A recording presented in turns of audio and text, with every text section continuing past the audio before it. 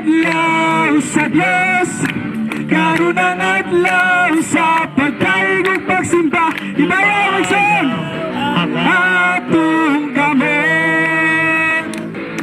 Bulokso, bulokso, usayaw, usigit ug maghugyaw, dalaygon ng Diyos.